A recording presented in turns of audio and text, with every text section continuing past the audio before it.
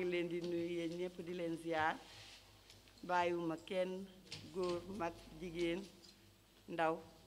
ñëpp maa ngi leen di nuyu di wax ni nag tey jii li nga xam ne moo ñu fi dajale mu doon loo xam ne lu doy waar la fii Thiès doy na waar ndax Thiès dañ ko xamee woon dëkk boo xam ne dëkku jàmm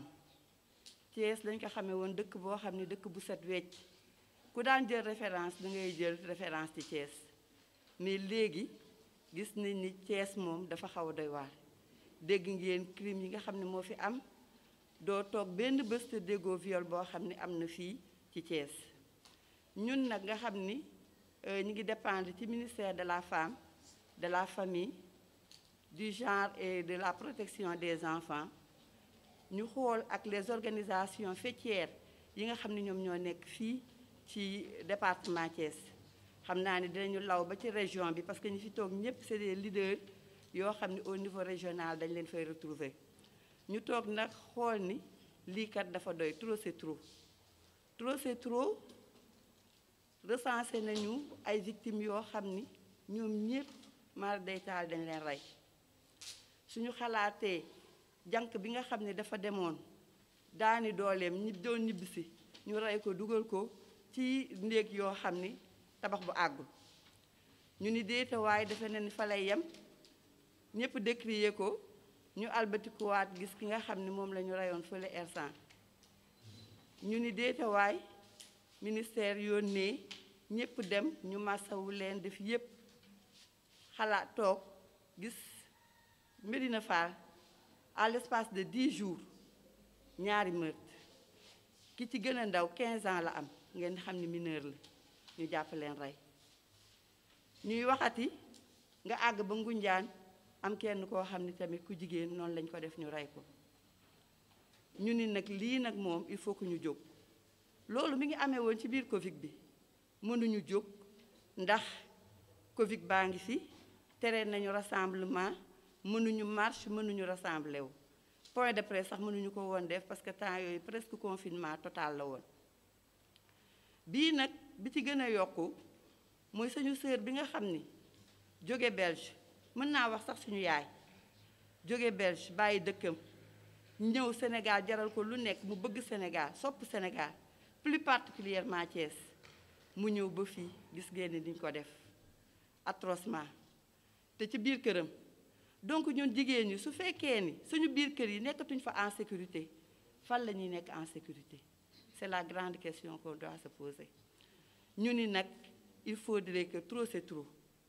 ne ñu jéem a xool naka la ñuy def ba organiser dara loo xam ne suñ ko waxee nit ñi dinañu dégg dinañu jóg taxaw autorité yépp dinañu dégg xam ne lii naqar la cri de cœur boo xam ne dañ koy lancer di wax ak autorité yi ndax xam nga ministère de la femme de la famille du genre et de la protection des enfants dafa am ci politique am sectorielle des programmes yoo xam ni dañ koy def jëmale ko ci violence basée sur le genre sooy seet sax fii am na boutique de droit ndax dañu am benn projet boo xam ne ñu koy wax le projet d'appui à la stratégie nationale pour l'équité et l'égalité des genres ñoom à travers ñoom ñu lëkkaloo ak waa AGS teg fi benn boutique de droit boo xam ne c'est pas uniquement pour le département de Thiès mais au-delà même de la région de Thiès da ngay gis ñoo xam ne dañuy jóge ba Diourbel ay Bambey di ñëw ci boutique bi mais malgré tout ça affaire baa ngi perdurer tout le temps ñi ngi dégg ay crime doo dégg mukk ubbi sa rajo te déggoo ni am na viol wala am na leneen léegi nag il faut que ça cesse il faudrait que ñu jéem a xool nan la ñuy def yan stratégie la ñuy teg lii début la rek boo xam ne dañ koy def ànd ceeg leader yi mais li leer ba leer mooy ñoom dinañu dem ba teg seen plan d'action ba teg ba xool nan la ñu war a def ba nga xam ni au moins dina am sécurité fii ci Thiès ba nga xam ni lii dina fi jóge ndax booy seet affaire crime yéeg yooyu yépp mën naa wax ni Thiès vient après Dakar xam naa ni statistiques yi sama naataango yi dinañ ci dugg wax leen statistiques yi ni lii ak lii moom moo am donc suñu demee ba nga xam ni lu ñu wax rek après ñu ni Thiès après Dakar te Thiès ñu xamee woon ko dëkk bu calme nit ñi dañ daan ñëw sax di wax ni Thiès y a la paix mais léegi est-ce que Thiès y a la paix Thiès amatul paix donc ñun ñii ñu taxaw ñii ñëpp c'est des leaders tey jii bu fekkul woon ni Covid bi moo am fii day fees dell mais ak Covid bi mesures barrières yi ñu war a jël donc loolu moom moo tax ñoom ñu yemale ko def ko nii pour que ñu ñëw taxaw di remercier nag une dame boo xam ni def na kéemtalaay kàttanam bi nga xamee ni problème bi am na à Thiès noonu def na ci wax na ci def dugal na ci tànkam ba li nga xam ne bëggoon nañu am nañ ko kon kooku c'est une dame à remercier c'est une dame à féliciter et man sax damay proposer plus que ñi nga xam ne dañuy dem ba ñeme dem di dénoncer ñooñu wax dëgg war nañ leen mën a décorer war nañ leen mën a décorer bu baax a baax parce que dénoncer dafa yombul nëppal moo bëri dénoncer yombul mais dem na ba def ci kéemtalaay kàttam mu am donc xam naa ne dina Ndeye Fatou dina def peut-être plaidoyer boobu auprès de notre ministère parce que xam nañ ne Ndeye Saly ku engagé la ku déterminé la madame la ministre ku déterminé la pour la cause de la femme xam naa ne dina ci jàpp bu baax a baax. billahi mina sheytaani rajim bisimilahi rahmaani rahim Adja Ndeye Fatou Ndiaye madame Mbacké nekk présidente comité consultatif des femmes du département de Thiès ñu ngi leen di nuyu yéen ñëpp ku ci nekk turam ak santam di balu àq ñëpp cay sant ñëpp di rafetlu bu baax jataay bi wante di ci am tamit luñ ciy naqarlu di leeral ak fésal li tax ñu daje fii tey madame Mbengue ñu ngi lay nuyu bu baax moom mi nga xam ni mooy coordonnatrice bu SEDAF waaye ñu ànd ko ak femme leader yu am solo ku ci nekk yor kuréel goo xam ne ay junniy nit ñoo nekk ci sa gannaaw ñuy xeex àq ak yelleefu doomu aadama waaye ñuy xeex tamit yokkute jigéen ak lu ko may jàmm ak salaam ak sutura kon femme leader yooyu ñu ngi leen di nuyu bu baax di leen sant di leen gërëm ndax xeex bi ñun ñëpp a ko ànd nañ ci ki góor yi tamit suñu ndijaay ji yoree rado kon suñu jataay bii tey madame Mbengue wax na ko Thiès dëkku jàmm la dëkku salaam la mais li xew ci Sénégal yëpp dafa xew Thiès waaye metti bi dañuy wax ni dafa gën a tare Thiès naka la gën a tare Thiès violence yi amul woon bu njëkk ndax cosaan ak aada daf ñoo tënkoon ba nit ñiy jomb di bañ di ragal di rus man mel na ni nag tey valeur yooyu daf fi jóge lan moo ko fi jëlee ñi fi dëkkoon ci cosaan ak aada tey ñeneen a dikk dolli ku si waat ku ci nekk ak boo ñëwee dëkk si la ngay indi xañ na indi yooyu moo ñu jural tey situation bi ñu toll fan lañ toll bu ñu ñëwee ci viol rek li ñuy dégg kaaw viol biir Thiès ak li ko wër dégguñu ko feneen ndax nag Thiès dafa jege Dakar bu baax a baax jege Diamniadio Ila Touba bi romb aéroport Diass ne fi jege ñu bay bëgg a dee kon yooyu yëpp dafay tax ay nit gën a bëgg Thiès gën a dëkk ci Thiès ca kenn ku ci nekk yaa xam la nga nekk la nga làmbuwaale ñu ni nag viol bari na fi violence métti na dóor bari na waaye da nga koy muñ raay mu sedd mettitu xol wax ju sew ju bon di la toroxal bari na fi waaye da nga koy muñaale taxul bakkan dem tey nag suñu demee ba bakkan yi di dem suñu nawlay jigéen ay liggéeykat ay bañkat ñi doon ay xale jigéen di seen yaakaaru waajur di seen yaakaaru askan ñu rey leen ci lu teguwul fenn defe naa ne bu ñu ci jógul wut ay pexe wut ay ndimbal fexe saafara ko dama ne du sotti tey suñu jataay bii bu ñu waxul gorewuñu ndax ñun ñooy yaay ñooy soxna ñooy bàjjan te ñooy maam ñooy yar ñooy jubbanti ñooy yiir kon day am solo bu lu mel nii demee ba ëpp ñu ne nañ toogaat loolu nag dañ ciy ñaan suñu ministre du tutelle Adja Ndeye Saly Diop ministre de la femme de la famille du genre et de la protection des enfants madame Mbengue wax na gëdd bi mu jox jigéen ak askan wi sax laay wax jàmm ji mu bëgg ci njaboot gi ndax ku ñu dénk ni la yow la ñu dénk jigéen ak njaboot boo sañoon jàmm rek a cay xew kon soo ca déggee safaan di nga taxaw di nga jóg te doo bëgg loola amati kon dañ koy ñaan nañu gunge ci xeex bii ñun région de Thiès laay wax de taxaw nañu temm dinañ tënk suñu plan d'action xeex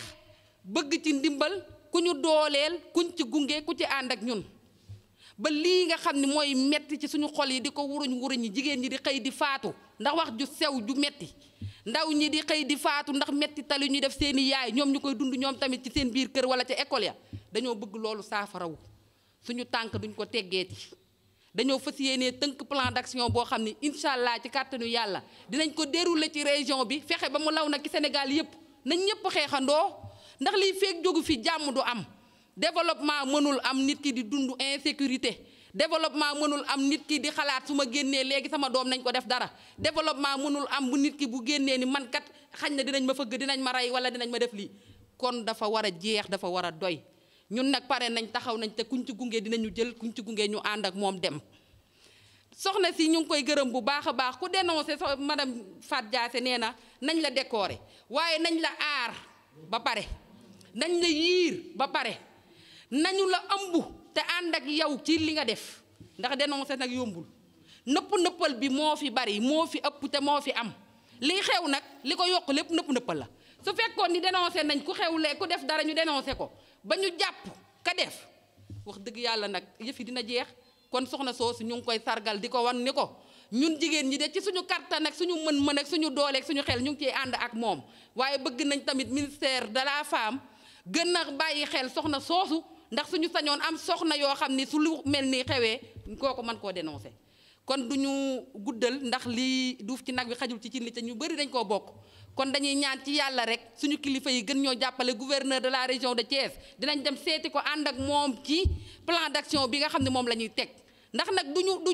duñu xeex bàyyi suñuy càmmeñ ndax nag léeg-léeg liy métti ci jigéen ñi it mu ngi métti ci góor ñi te ñun jigéen ñi ñoo koy def kon dafay am solo viol boo gis wala violence boo gis jigéen làqatu na ca wet ga te ñun suñu jigéen ñi ñooy def suñu nawlay jigéen lay gën a metti ci moom kon nag dafay jot ñu bàyyi violence yi ñuy tegante suñu biir ñu bàyyi violence yi ñuy teg góor ñi doog a xeex nag góor ñi violence yi ñuy teg jigéen ñi rey nag moom dafa war a jeex te dafa war a dakk fii ak feneen a ci yem kon ne Sénégal yëpp jóg bokk xeex ba lii nga xam ne moo di rey dootul amati suñu xol nag dafa jeex dafa metti ndax nag jigéen ku sañoon kenn du ko mettital ndax li muy représenté ci société bi moo bari wala waxuma la ak nag nga di ko rey kon maa ngi jéggulu kàddu yi tamit bu guddee tamit gënaluñu waaye tamit suñu xol moo fees rek ca kuy waxal aw askan ci sa gannaaw dangay jàpp ni loo wax doyul ndax bu keneen toogoon fii dina wax lu raw lii ma wax waaye nag ñu jàpp ni rek nit moo matul jërë ngeen a jëf. mbooloo mi asalaamaaleykum waa Thiès man de soxna Julie Cissé bu Serigne Saliou mënoon naa bañ a wax sax parce que xol yi li ci ne bu ñaar ñett waxee génne ko doy na te ci jëf lañu jëm waaye comme cërale nañ ma dinaa ci wax ñaari baat man nag gannaaw bu ma mettitloo ànd ak mettit bi fameem biig am na ku ne Belgique ku ma ne est-ce que yéen a ngi xalaat ne àdduna aussi ñu ngi wax ci seen mbir moom la communauté internationale Sénégal dafa nekk sur orbite man ko xam nañ ko bu baax a baax moo tax acte bu ñu posé ñu ne dinañu wane ne duñu ay mala duñu ay bàyyi ma waaye suñu société moom feebar lan moo ñu indi ci situation bi yaakaar naa ne dina doon ay jotaay il faut ñu gëstu parce que góom boo ko bëggee faj nee nañu bu dee garab faw nga dem ba ci buut ba nga laal ko danañ ko def incha allah waaye 2020 nee nañu at bu ñuul la ci VBG fii ci région Thiès. Pourquoi région Thiès sama ñi ma jiitu wax nañu yenn causes yi mais dama ne ñun nañu interroger waat ku nekk def sa introspection lan moo xew pour ñu mën a am ay solutions durables waaye ñu am ci yaakaar suñu autorités yi ñu lim léegi mais am ci yaakaar farandoo yi ngeen doon presse bi région Thiès mënu leen a fay am na ci journaliste yoo xam ne léegi dañuy jëfkat comme ñun ñoo ñuy gën a sax sawar ci yu mel nii loolu c'est à saluer waaye may ñaan presse bi xeeti métital bu mu mën a doonati di ci ku jigéen ki di ci xale bi ñu sàkku di ku góor ki nga xam ne ba jabaram soode na ko walla xaañ na ko man de buñ ko yóbboo fait divers rek sama xol day tooy Babacar parce que fait divers mooy lan loolu xeeti mettital bu yokk ci li am déjà ñu ngi ñaan presse bi loolu ñu bàyyi ci xel Babacar sociologue nga xam nga li may wax fait divers dafa doy waar bakken rot beneen bi moo di insécurité bi bu ñu demee ba mu toll foo xam ne ku ci ne boo waxee boo waxul sa fit day dem ñu ne kan mooy am fitu jàkkaarloog média yi ne lii dafa doy il faut mu dakk ay jigéen takku bërki démb nee nañu suñu doomu ndey bii ne Cees noonu jaadootul sax ñuy gëj këram walla muy wéet parce que yéen a ma gën a xam ci société bu ñu nekk qu'on s'attende à des représailles mais représailles yooyu na fekk kuréelu jigéen ñi ak farandoo yi ak autorités régionales yi taxaw temm à ses côtés parce que sénégalais xamuñu ku fayu xamuñu ku tooñ ki fayu la ñuy mais foofu liggéey bi ñuy ñaan mooy presse bi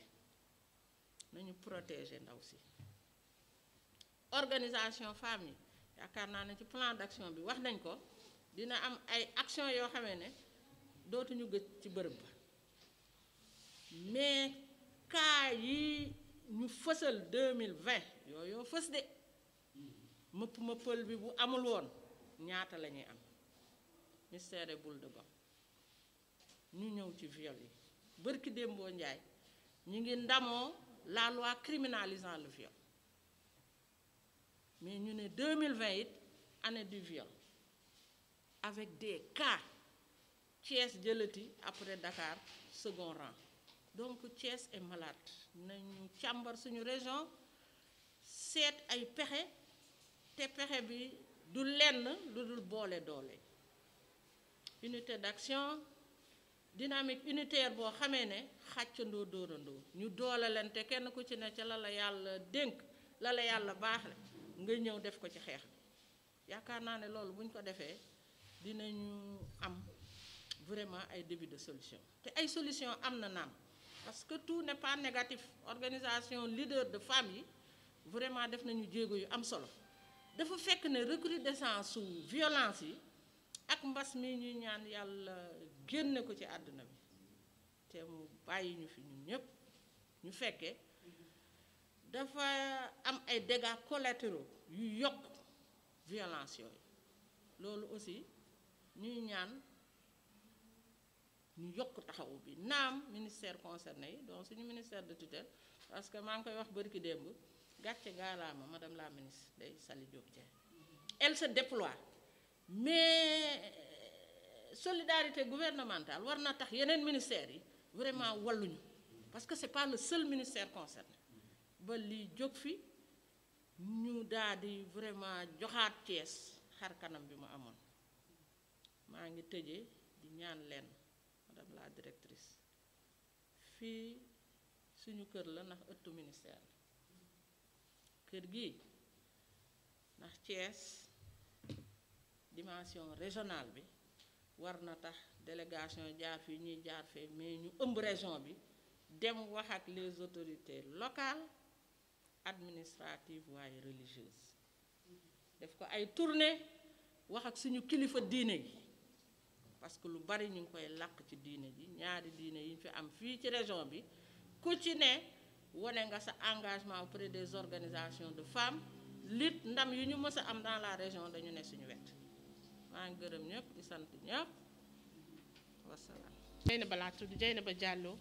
nekk coordinatrice WILDAF au niveau de la région de Thiès mu bokk ci collectif bi nga xamante ne bi dañuy jóg taxaw temm ngir li nga xamante ne bi tar na biir Thiès ñu xeex ko mu dey. bataaxal bi nga xamante ne bi moom la kuréel yi nga xamante ne bi ñoo ànd biir Thiès di xeex lépp loo xamante ne bi wàllu bundu xataal la mu tegu ci kaw jigéen walla ndaw am lu xewoon ba tax ñu jóg taxaw ñun ñëpp taxaw seetlu ni nag duñu yem rek ci seetlu bi dañuy jóg lëkkale suñuy doole ak suñu xalaat ñu tënkoon benn bataaxal ngir jébbal ko ki nga xamante ne bi moom mooy préfet département bi loolu nag kuréelu jigéen yi nga xamante ne bi ñoo nekk Thiès ñoom ñoo ko defoon liñ ci tënk ci biir bataaxal bi mooy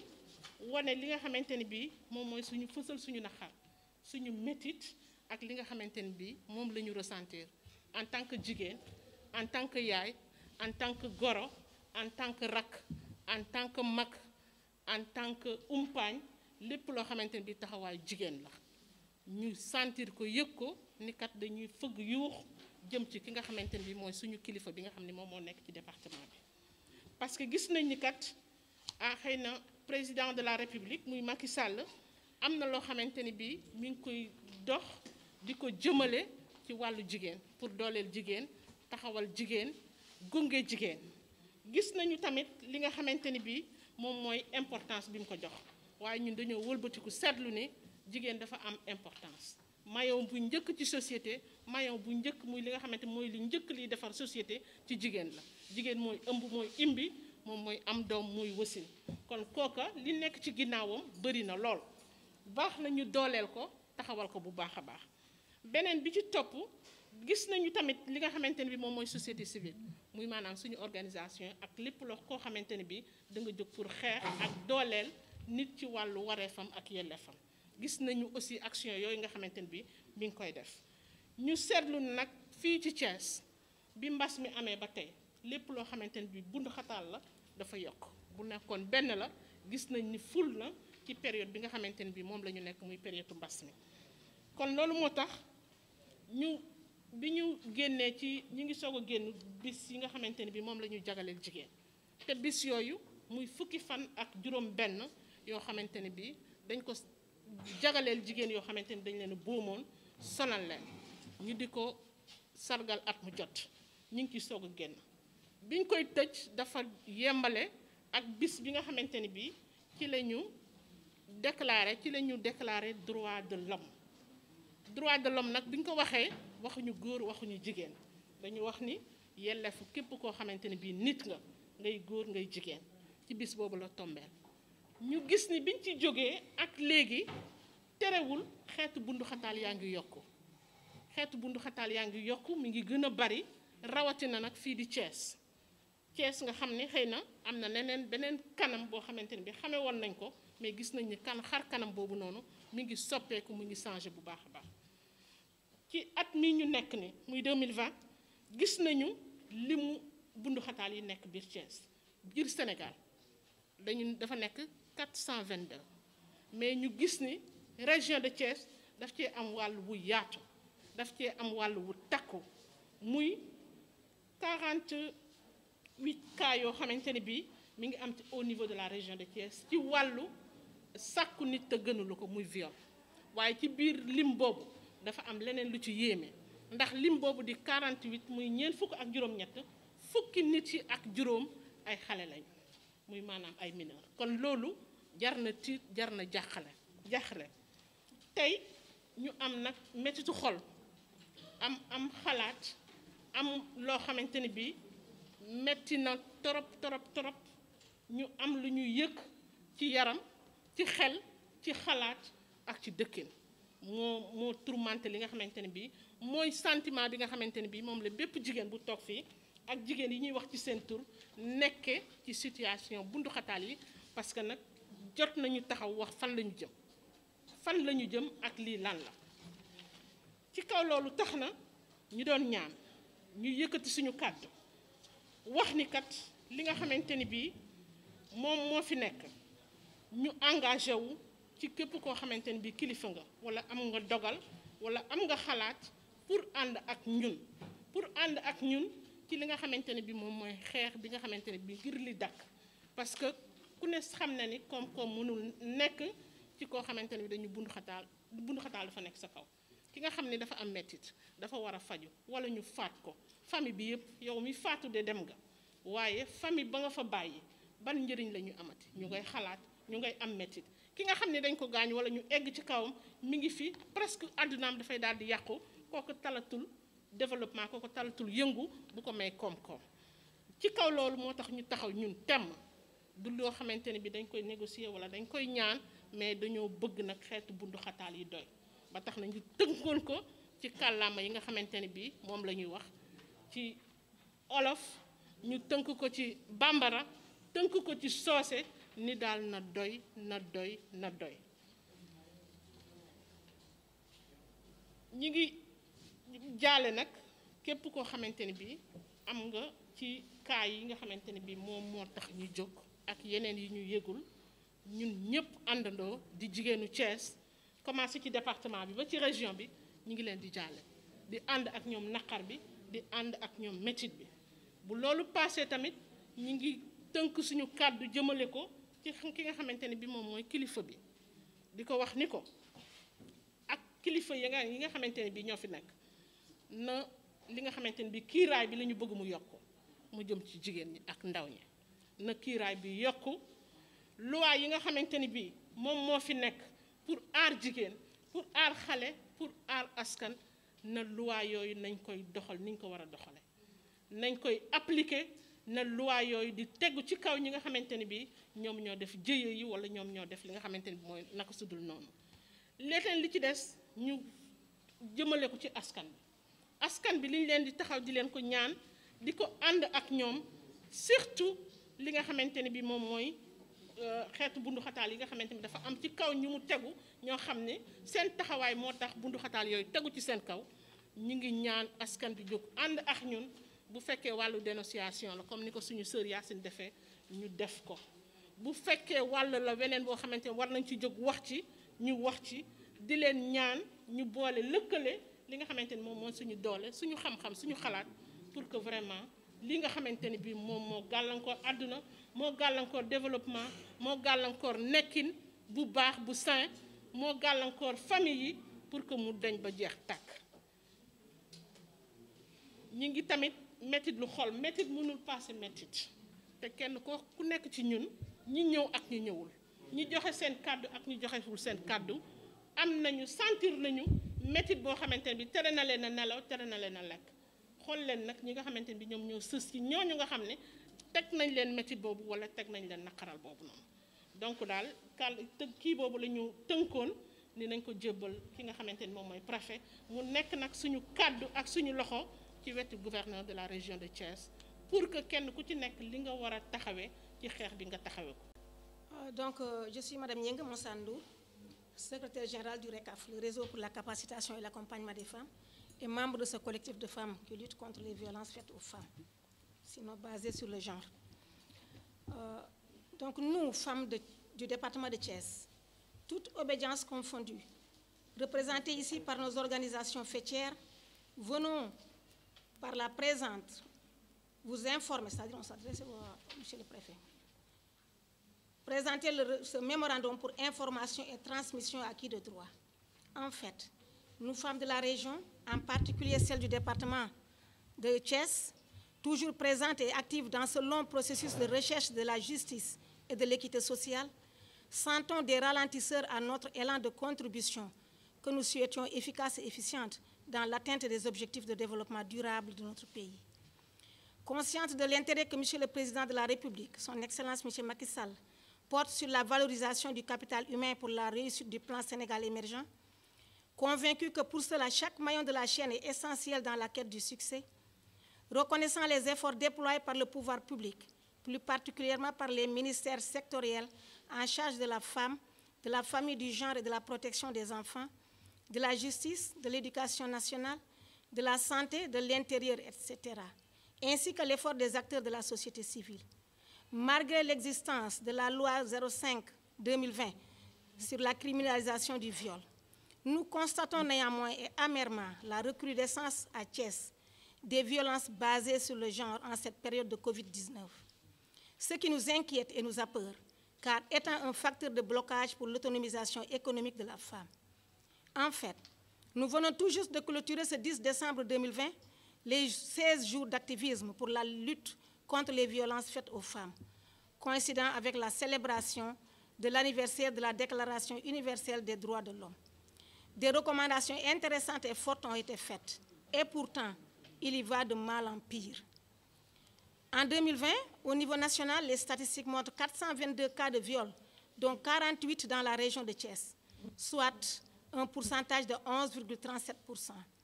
avec 15 cas sur mineurs.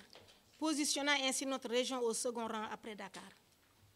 Aujourd'hui, le cœur plein de tristesse, nous nous inclinons devant la mémoire des 8 victimes de meurtres dans la région, dont les 6 se sont passées dans le département de Thiès.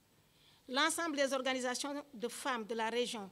présentent leurs condoléances les plus attristées aux familles éplorées et à leurs parents et amis. Tout compte fait, nous demeurons plus que jamais engagés aux côtés de nos autorités et avec nos communautés pour l'atteinte des objectifs nationaux de développement. Et pour cela, nous disons, trop c'est trop, doyna, yoni, adoya, anyaminta, dafadoy, stop, stop, stop. Fort de cette logique, nous irons de ce pas auprès de l'autorité, lui remettre ce mémorandum pour information et lui demanderons d'être notre interprète auprès de monsieur le gouverneur de la région, du ministre de la Femme, de la Famille, du Genre et de la Protection des enfants, ainsi qu'à tous les ministères concernés, mais aussi à monsieur le Président de la République. Poursuivant notre combat contre les violences basées sur le genre, nous demandons aux autorités plus de sécurité et l'application de la loi sur toute sa rigueur. À la communauté en général, de se mettre ensemble pour alerter, dénoncer et conjuguer nos efforts afin de contrer ces violences basées sur le genre. Par la même occasion, nous lançons un cri de cœur à toutes les composantes de la société pour permettre aux femmes et aux jeunes filles de jouir de leurs droits civiques, moraux et socio-économiques. Merci beaucoup. Fait